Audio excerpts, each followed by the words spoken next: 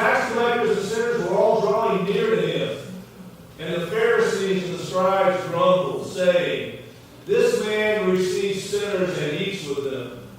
We told them this parable. Now, I want to stop right there at the very beginning, because I think everybody in this room would say, "Yeah, I'm a sinner." But you got to understand, when the Pharisees called someone a sinner, they were the worst of the worst. You couldn't be any more of a sinner. If you could think of whatever that scarlet letter is that you would not want to walk into a room with, that's what they're talking about. They're talking about someone that just, you can't get far enough away from them because of the sin that they had. And tax collectors were seen as traitors, and they were hated. But these are the people that are drawing near to God. These are the people that want to be near Jesus. These are the ones that are coming to Him, that are listening to Him, that are experiencing the goodness of Jesus. And while that's happening, the Pharisees and the scribes, not so much. They're looking for ways to get rid of Jesus. So when you hear this parable in the story, just be aware that God is the Father, the Son, tax collectors and sinners. And the second son, in many ways, is the Pharisee and the scribes. But as we listen to the story this morning, be thinking about where you fit into the story.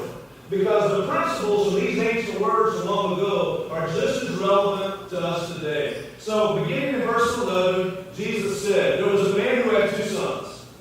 And the younger of them said to his father, 'Father, give me the share of property that's coming to me.' And he divided the property between them. Not many days later, the younger son gathered all he had and took a journey into a far country. And there he squandered his property in reckless living." The word reckless there is prodigal. And what he's talking about there is carelessly and foolishly spending money, carelessly and foolishly spending your time. It's a prodigal lifestyle. Is what we're talking about here. But look at me here. So, in that culture, for me to go to my father and say, "Give me my inheritance while he's still alive," is a slap in the face. It's disrespectful. We can get to that in the future. But the boy knows it's coming to him. "I've got an inheritance. You're going to give it to me? I don't want to wait till you die. I don't want to wait that long. I want it now because I want to do what I want to do with it right now. I want to live my life on my own rules and get out from under your thumb." Basically is what's going on here. So he gathered all he had, and he set off for a far country.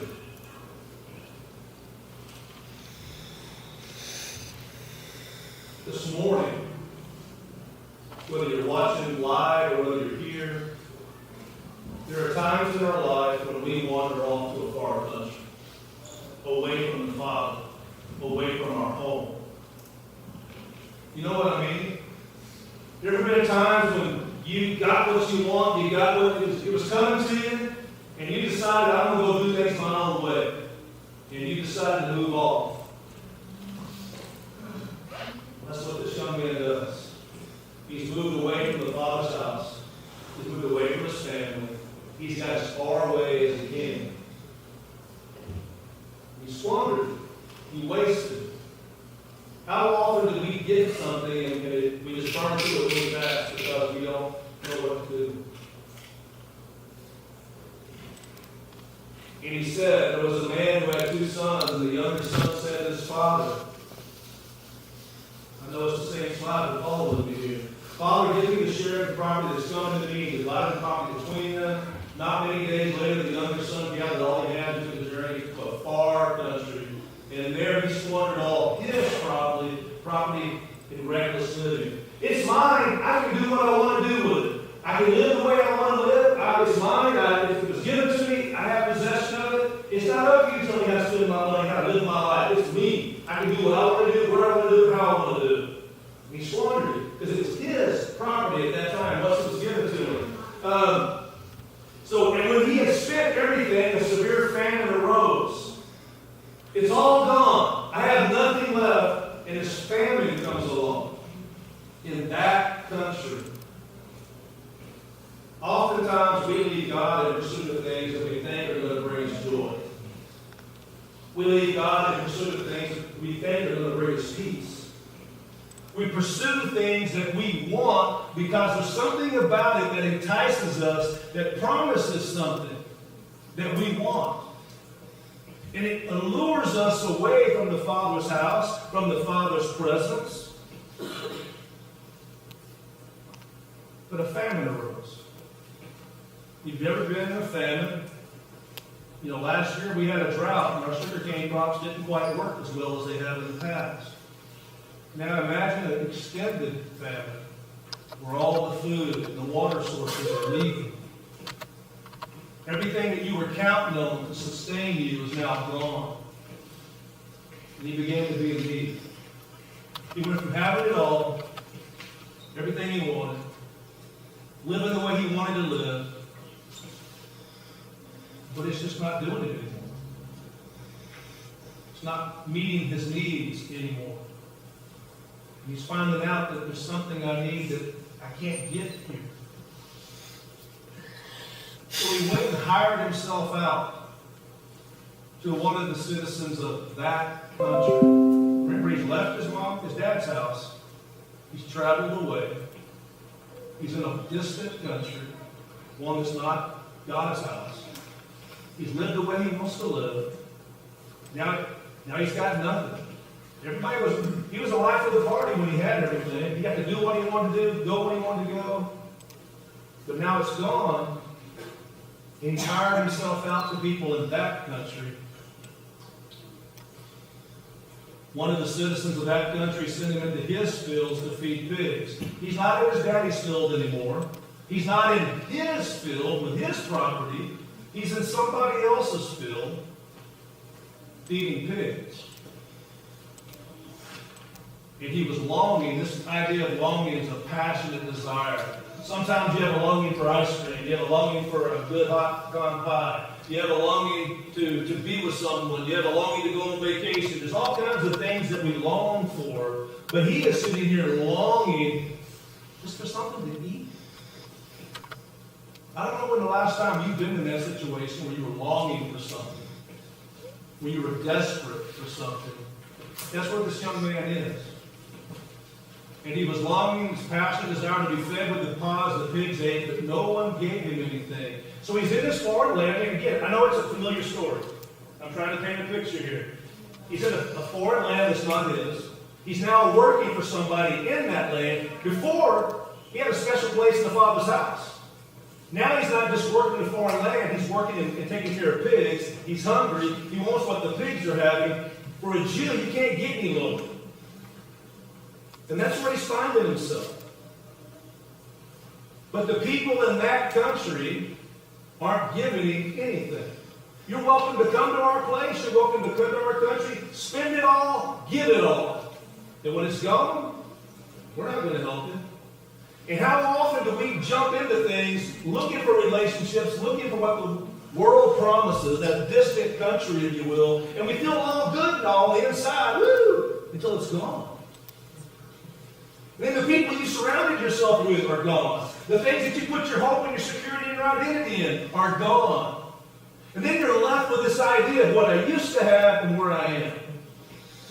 And then shame and regret and frustration, anger, and all other kinds of emotions begin to come over. But this young man is passionately desiring just for the pods of pennies. But when he came to himself, you've had those moments, right? Those moments. Again, a familiar part of the passage, but don't miss it. How many of my father's hired servants have more than enough bread, but I perish here with hunger? I want to back up. He's hired himself out to somebody in this land. He's comparing and contrasting. It's easy to miss. I'm in this land working for them. They ain't giving me nothing. In my father's house, there are people who are working, and they have more than enough. More than what they need. And I'm in need.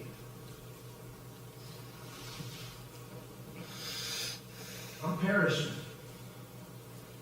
All this stuff that I thought I really wanted and needed, it promised life, was really death. Loneliness. Shallowness.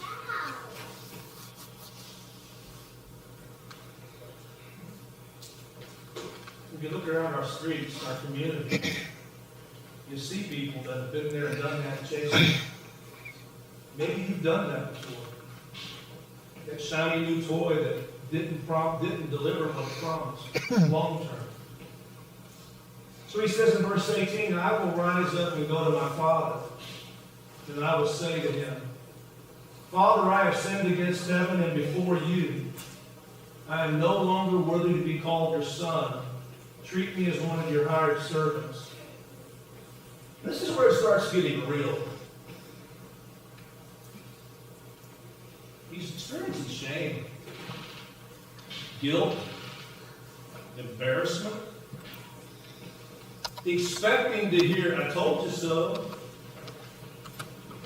He's got this shame going on in his life, but it's also a recognition.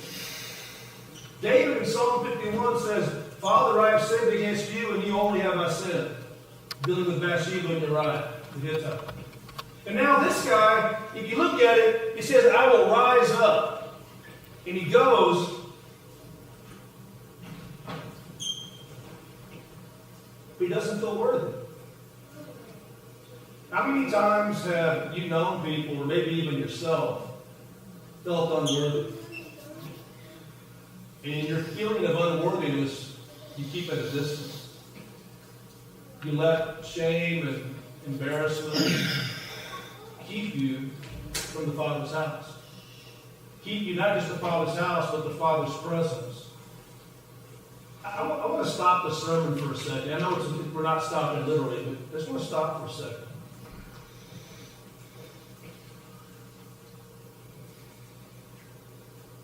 When was the last time you were hungry for God? When was the last time you were desperate for His presence? When was the last time you thought about how good it was compared to where you're at? When's the last time that you realized when you left the Father's house, and it's not Him that left, but it's you that's left? I think about it more and more in my own life, because when I'm visiting with people, when I'm teaching, when I'm studying, I have to look at myself. And there's been many times I've got out in front of God and tried to do it myself. And that's a lonely place to be too. But there's been times in my life where I tried to fulfill and satisfy needs of my life with something other than God. And it promises life up front, but it's really just a hook waiting to set. And once it's got you, it's got you. But he doesn't feel worthy. How many people don't go to family gatherings because they don't feel worthy? How many Christmases and Thanksgivings has the chair been empty because someone didn't feel worthy? How many prayers have gone unspoken because you don't feel worthy? Well, we all make mistakes. We all jump into relationships and get things that we think are going to make us happy, and they do for a little bit, for a short period of time. But they run their course. And when they run their course, then what?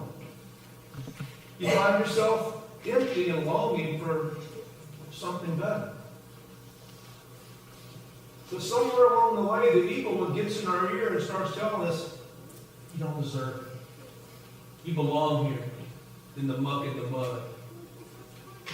No one's ever going to forgive you. No one's ever going to love you. God's not going to answer your prayers. You don't deserve it. Besides, you're the one that left Him. All He ever did is try to help you. So he arose and came to his father.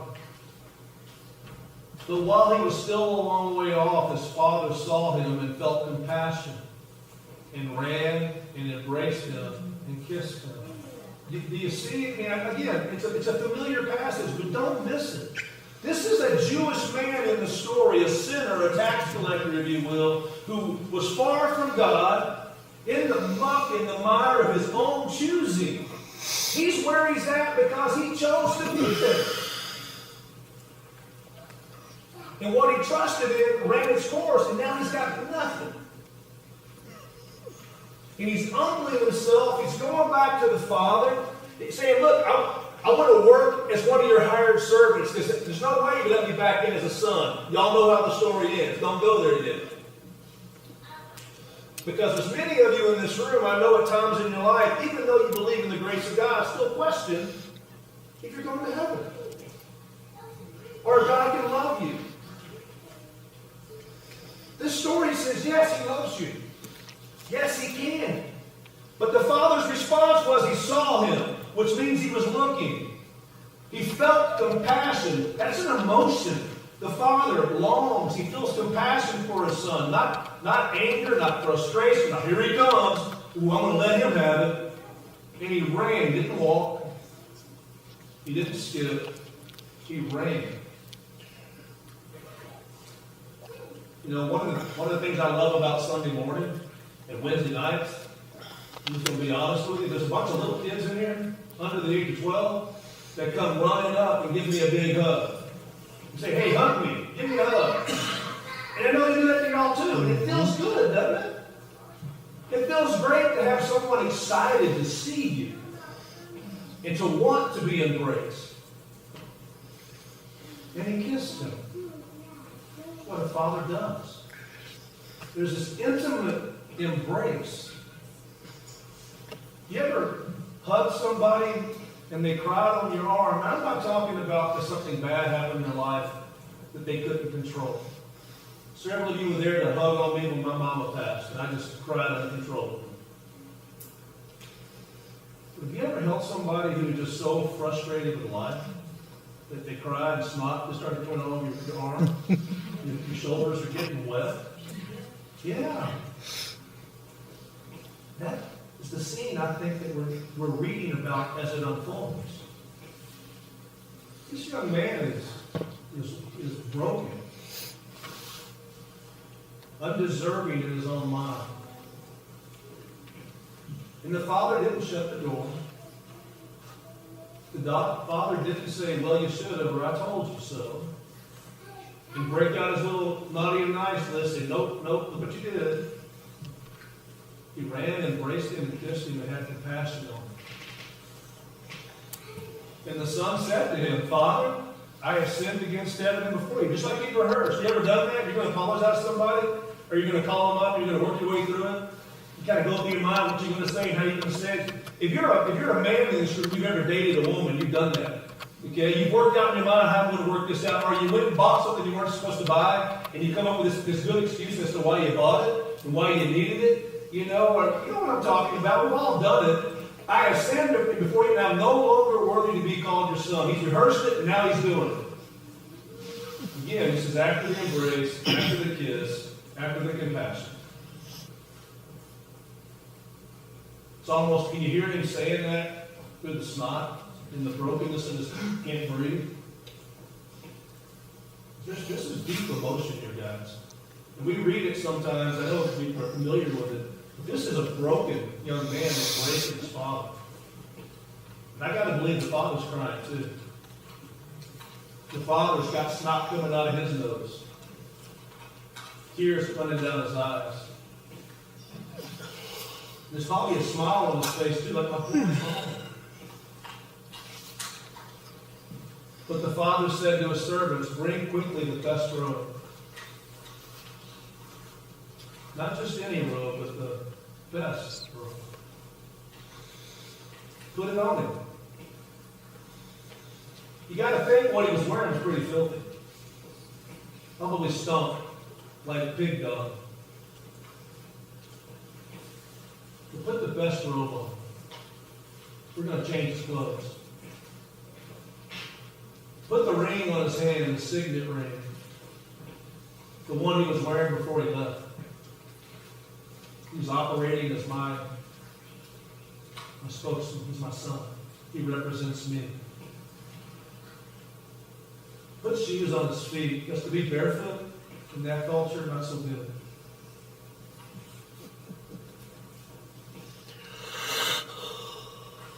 What's going through your mind if you're the son? It's not what you expected, is it?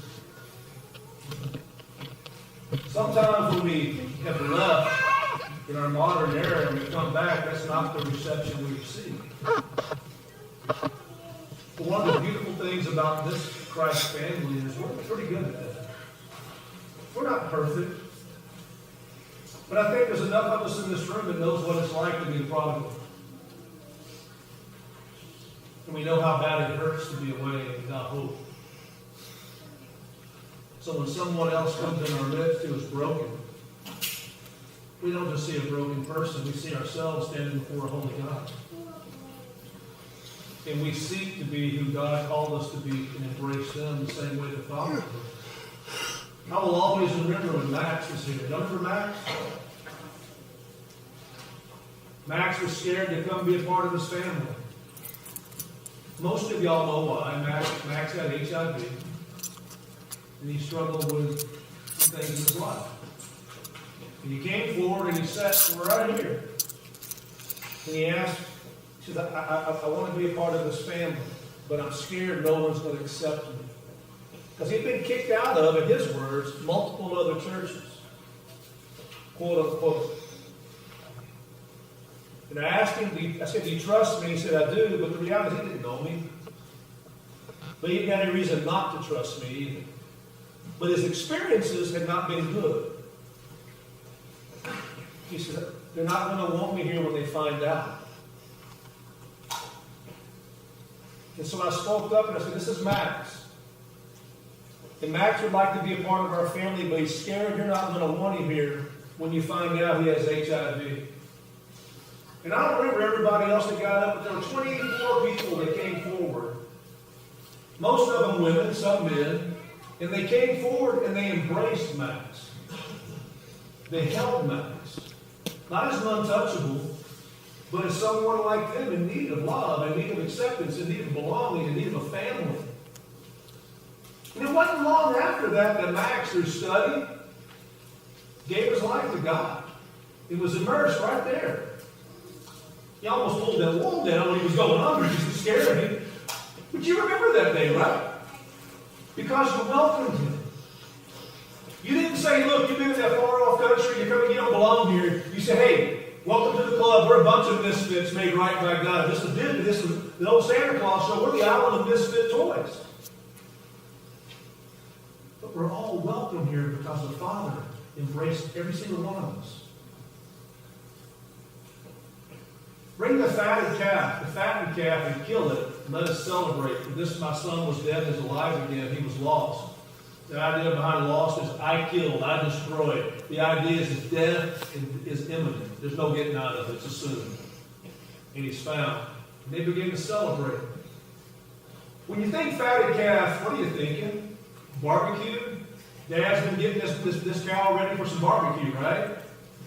The word here for fatted is different, though. And we'll talk about that in the weeks to come as Easter gets here. The word they use for killed, the fatted calf, is actually sacrifice. It's not the idea of killing an animal to eat. It's I'm sacrificing the lamb that's perfect for my son who was lost and is now found. Foreshadowing Jesus' own death, burial, and resurrection as the perfect fatted lamb on our behalf. But he says the older son was in the field, and he came and drew near to the house, and he heard the music dancing. This is the scribe, you will, and the Pharisee who's coming up. This is the person that crosses all the T's and dots all the I's and has religion down to a T. This is the one that comes along, and he comes into the house and heard the music and dancing, and he called one of the servants and asked what these things meant. What's going on in the house? What's the party? You've done that before. You get home, and you ask him, what's going on? What's everybody here celebrating about? And he said to him, your brother has come home. Not that guy that left, not that scoundrel, not that dirty no good, but your brother has come home. And your father has killed the fatted calf and sacrificed it, because he has received him back safe and sound. But he was angry and refused to go in.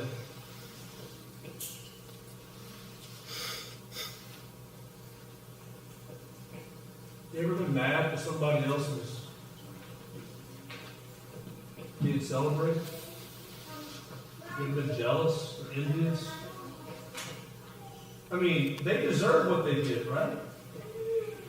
They deserve it. I mean, I'm the one that's been here. I didn't go anywhere. I've showed up every day. celebrating with them? The answer is, Father, look, these many years I have served you, and I never disobeyed your command. Really? Is there anybody in this room perfect on your own? No. Talk about arrogant. One is humbling himself, and the other was lifting himself up. But the one that's humbling himself, the one covered in filth, the one lifting himself up is the one that is clean. Kind of like the Pharisee, the tax collector, in the parable that Jesus told. I never disobeyed your command, yet you never gave me a young goat that I might celebrate with who?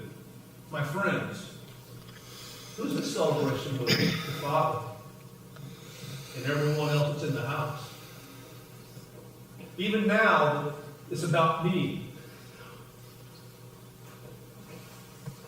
But when this son of yours came, who has devoured your property with prostitutes, you killed apokatino and thuo, the fatted calf. Those are the two words in Greek that we're going to look at as we get close to Easter.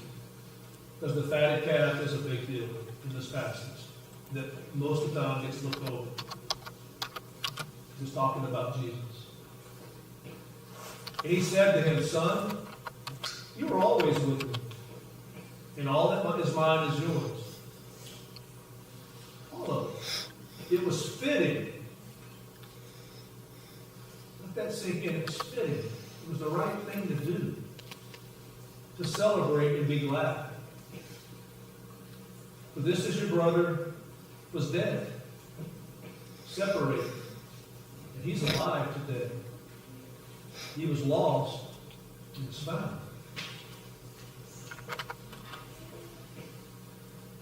So I was looking for some passages to go along with this, and I thought about James. James is talking about what causes fights and quarrels among you. They come from the evil desires or selfish desires that wage war in you. That's what the boy wrestled with, right? I want what I want. I'm going to take what you owe me, and I'm going to go. Well, I want to stop and just kind of plant some seeds this morning, okay? It's not on the outline, but plant some seeds.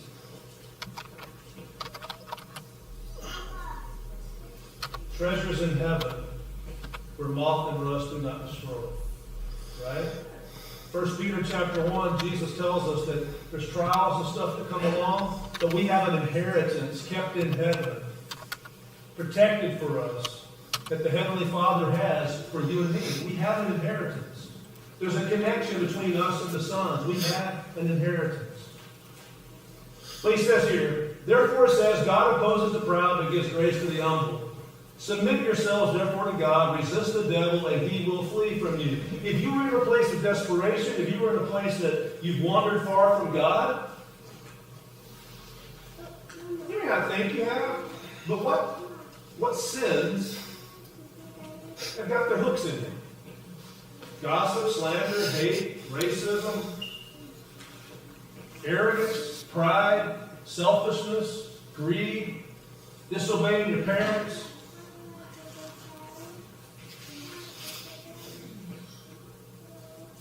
Draw near to God, the Father.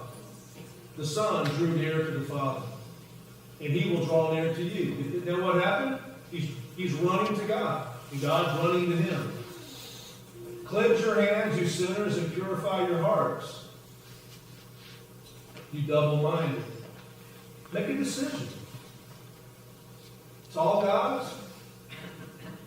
He's the Father. He's the source of life. He's the one that provides everything I need, or I need to go somewhere else to get it. Choose this day who you will serve. Be wretched and mourn and weep. Let your laughter be turned to mourning, your joy to gloom. Humble yourselves before the Lord, and he will exalt you. Is that not what in this story that the Father's doing? The Son drew near, the Father ran to him, and he threw a party, welcoming him home. That kind of atmosphere, who doesn't want to be a part of that? So it's a Kairos moment. We're going to be wrapping this up pretty soon. Kairos moment for the younger son to realize that he was desperate and needed to return home. There's a time in your life, maybe it's today, when you realize that maybe, just maybe, your walk with God is from a distant country. Maybe, just maybe, you're the one that's wandered away. And things aren't going the way you want them to go, but you're still trying to make it. You're holding on, but you're still the one doing it yourself. And you, whether on purpose, like the young man, I'm going to walk away from God and do it my way, or maybe like the Hebrew writer says, you drift. You drift away because you quit growing. And you're still involved, but it's just like you're not focused on God, and you end up in a different country. But the younger son had to realize that he was desperate to return home. So here's a question. When was the last time you felt far from God? You don't have to answer that out loud. But when's the last time you felt far from God? And what did it take to admit it? So why do prodigals run? Why do we tend to run from God? I want you to think about these things. I can give you some answers. He ran because he wanted what he wanted. He wanted to do things his way. But why do prodigals run from God? And what are some reasons other people run from God?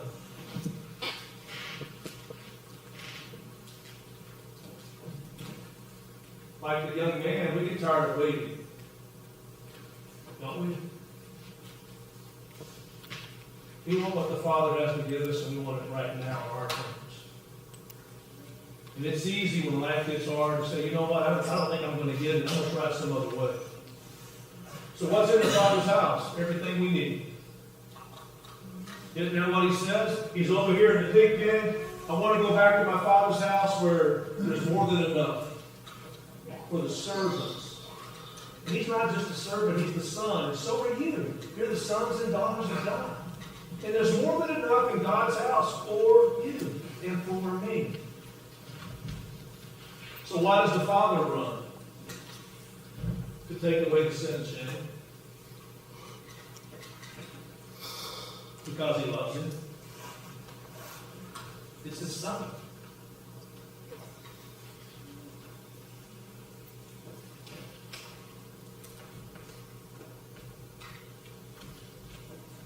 We all have times, right? There's times we trip. Some of us walk, some of us drifted. The reality is how we got there doesn't really matter. It's realizing we're in the far country. There's plenty in my Father's house. Just have to make a decision. Take a step towards God. It's one step in the right direction. It's a step towards going to the house, the home we always wanted to go to. Miss Betty has gone home where it was always meant to be.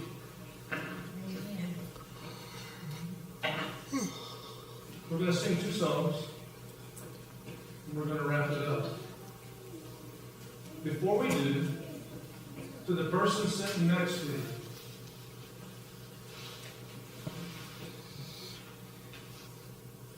take a moment and just share with them how you would encourage someone to take a step towards God who's been in the distant country. Does that make sense? For someone who's walked away from God, who is covered in sin and shame and frustration, doesn't feel like they belong, they've done too much, God can never love them, God can never forgive them, God's people will never welcome them in, what would you tell that person to help them take a step in the right direction? Take 2 minutes to do that. Go.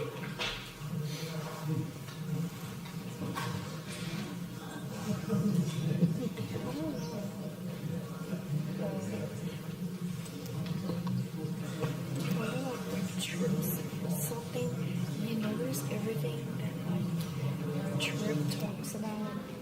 Like it's always the same day that preaches about. Yeah. That all. I mean,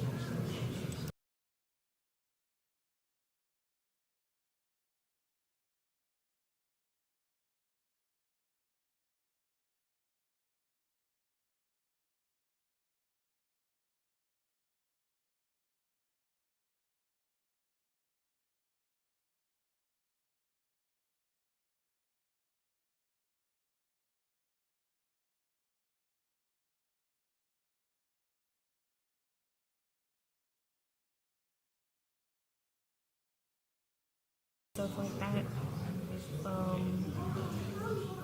I would tell him just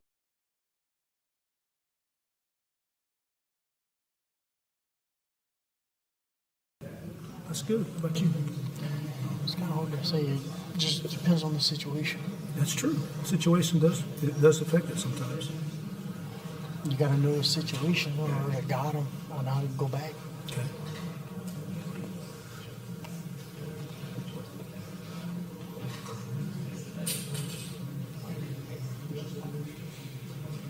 But like I thought, why like the reason why they drink is because they get distracted. Correct. You know, we get so busy being distracted by being busy all the time. So we So, gotta remember. wrapping this up, I want to say a couple of things. One, thank you for your openness and willingness to try this morning to sing some songs that were up on the screen. It was different than what we've done here in the past, but I heard several of you sing, and that was a wonderful thing. Two, I want to thank you for your attention this morning, because I know we're talking about a subject that's common to a lot of us, but please hear me. There are a lot of people covered in mud and pig dung. And a lot of them are believers in Christ who left, and they're afraid to come back. Another way of putting it, has there been somebody you wanted to talk to on the phone but you didn't want to call them because you expected conflict? God just wants you to come home. He took care of the conflict at the cross. He tore down the dividing wall of hostility right there. And we need to model that for others. To be and understand that He's done for us what we could not do for ourselves. And the way to respond to that is through humility. You say, look, I don't deserve it, but I will claim it. Because He's my Father. And I want to come home. We're going to sing these next two songs. If you're able to stand, please stand. And then we'll close out the prayer in a minute.